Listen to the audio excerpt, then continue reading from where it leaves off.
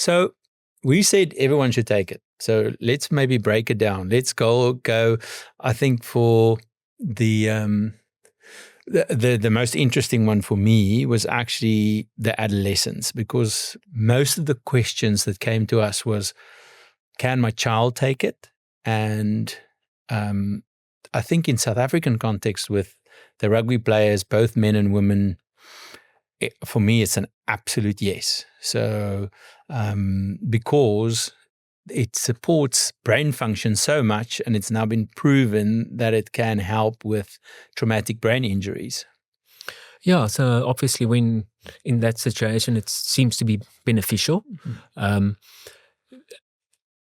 I mean, if you look at the statement they make in that article, they feel very strong about that point, that people should not be discouraged to take creatine when they do any form of contact sports, because of the benefit they can get in brain protection in case they get a hit against the head.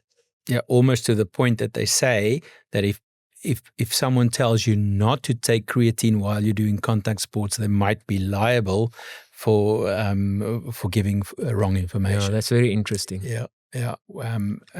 And again, I mean, for me, it brings back, you do have this normal creatine, so it's like you're making it yourself. So now you're just adding something that's going to make you better. So you've got more brain functions. And I think that's the other thing you have to say. The brain function gets better. You don't have to do anything more.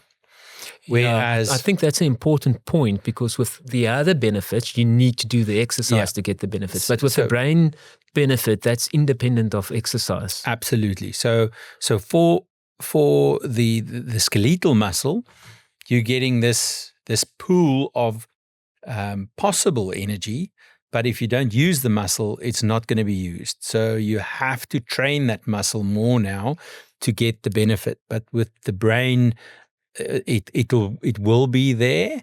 But with the bone and the muscle, you have to use the muscle to stimulate the muscle to move more, and then the muscle will pull on the bone, and the shearing forces that come with the bone, with the movement, will stimulate the bone. And there's very clear evidence now that it's probably stimulating on the osteoblasts. So the osteoblasts are the growing part of bone. So you've got osteoblasts and osteoclasts that break down bone, but it looks to be building bone. No.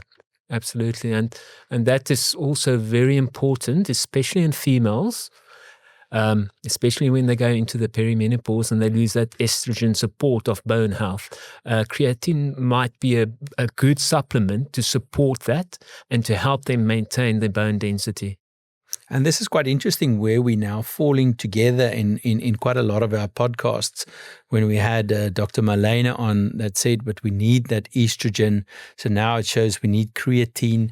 We had Prof. Vernon here that we needed iron. So those three are really linked, and especially, I mean, I think the science now in the perimenopausal and the menopausal women is amazing. I mean, those three things for me is an absolute must. They must look at estrogen. They definitely have to look at creatine supplementation, and so that's very, very, very cool.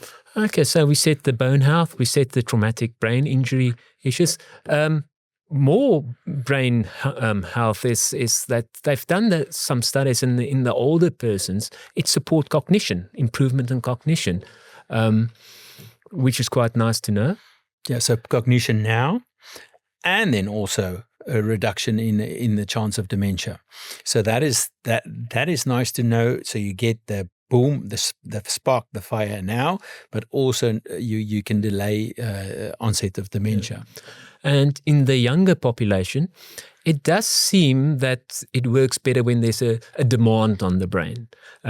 It's shown very positive results in sleep deprivation, so to improve cognition after sleep deprivation, or any situation where your brain is fatigued or stressed out. So I can think of exams as an example.